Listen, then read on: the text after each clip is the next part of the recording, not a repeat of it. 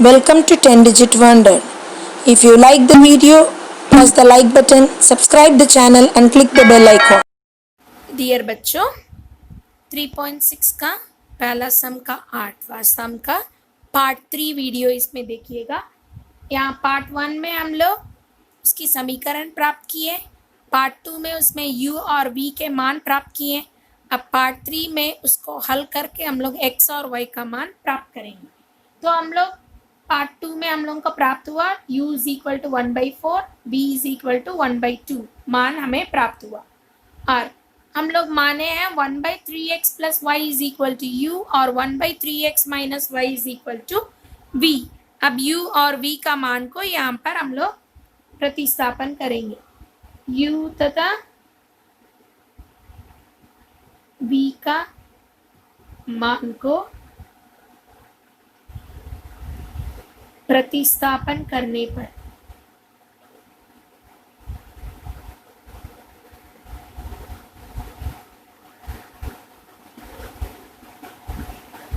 One by 3x plus y is equal to u का मान क्या है हमारे पास, देखिए 1/4 और 1/3x minus y is equal to v का मान क्या है 1/2। अब इसको क्रॉस मल्टीप्लाई करिएगा तो हमें प्राप्त होगा 3x plus y is equal to 4। ये हमें प्राप्त हो गया समीकरण 5। और इसको क्रॉस मल्टीप्लाई करिएगा तो हमें प्राप्त होगा 3x minus y is equal to 2, समीकरण 6। अब फिर यहाँ पर हम लोग इस समीकरण को हल करके हमें x और y का मान निकालना है। उसके लिए यहाँ प्रतिस्थापन विधि, विलोपन विधि, वज्रगुणन विधि, किसी विधि को भी प्रयोग कर सकते हैं, लेकिन हम यहाँ सबसे आसान तरीका है विलोपन विधि को प्रयोग कर रहे हैं।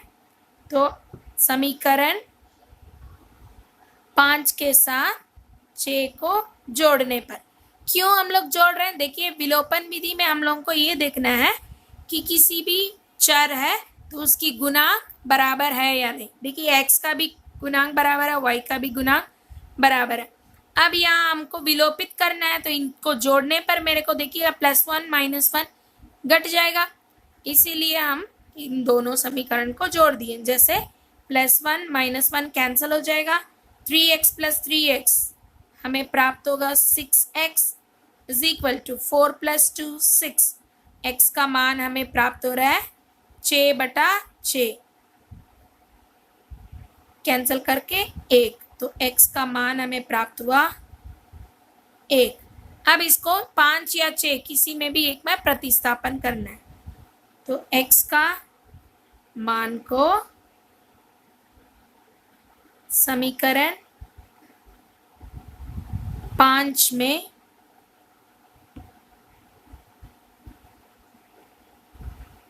डालने पर या प्रतिस्थापन करने पर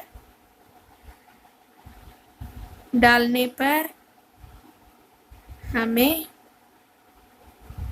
प्राप्त होगा क्या, देखिए 5 का नंबर क्या है, हमारी इक्वेशन जो है 3x plus y is equal to 4। अब x के बदले में 3 × 1 plus y is equal to 4। अब 3 × 1 3 plus y is equal to 4, y is equal to 4, यहाँ +3 जो है इधर चला जाएगा तो -3 इज इक्वल टू 1। तो हमें प्राप्त हुआ y इज इक्वल टू 1।